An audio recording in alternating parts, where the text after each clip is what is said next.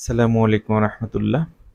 কৃত্রিম এই শহরে, আর্টিফিশিয়াল টাউনে, ঢাকায় বসে যদি আপনি প্রকৃতিকে উপলব্ধি না করেন, প্রকৃতিকে অনুভব না করেন, তাহলে আমি বলবো আপনি বিশাল বড় কিছু একটা মিস করছেন।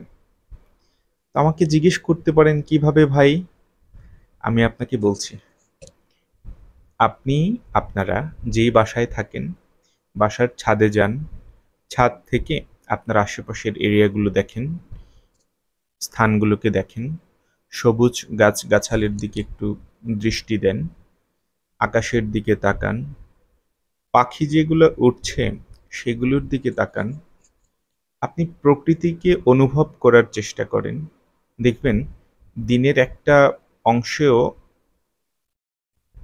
অংশের কাছ থেকে আপনি প্রশান্তি পাচ্ছেন।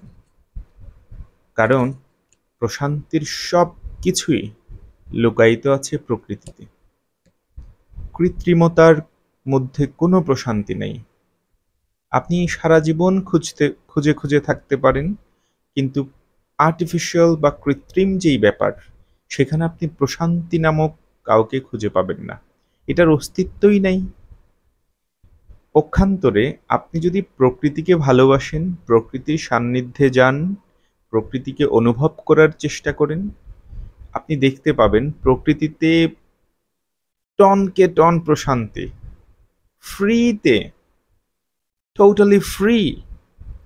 সো এই যে ফ্রিতে যে প্রকৃতি আপনাকে প্রশান্তির ব্যবস্থা করেছে, সেই প্রশান্তি আপনি নিবেন না কেন? একটু অনুভব করেন এই ব্যস্ততার শহরে, এই নিদারুণ বাস্তবতার শহরে একটুখানি যদি প্রশান্তি পেতে চান, প্রকৃতির কাছে যান। প্রকৃতিকে ভালোবাসেন, প্রকৃতির সাথে দৃষ্টি বিনিময় করেন, প্রকৃতিকে কাছে টানেন, প্রকৃতির মাঝে মিশে যান। আপনার মন খারাপ, প্রকৃতিতে হারিয়ে যান। আপনার খুব কষ্ট, ছাদের উপর উঠে আকাশ দেখতে থাকেন, পাখির উড়ন্ত ডানাগুলো দেখতে থাকেন, কিভাবে তারা এক জায়গা থেকে আরেক জায়গায় নিয়ে যাচ্ছে নিজেদেরকে, বাতাসের উপর ভেসে। এক জায়গার মেঘ আরেক জায়গায় গিয়ে বৃষ্টি হয়ে নামছে। সেই ব্যাপারটা কি দারুণ!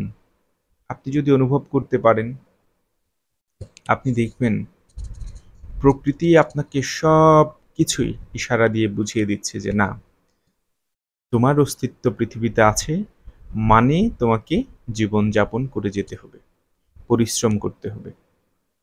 সো সকল ধরনের মোটিভেশন প্রকৃতি থেকেই নিন। আল্লাহ হাফেজ।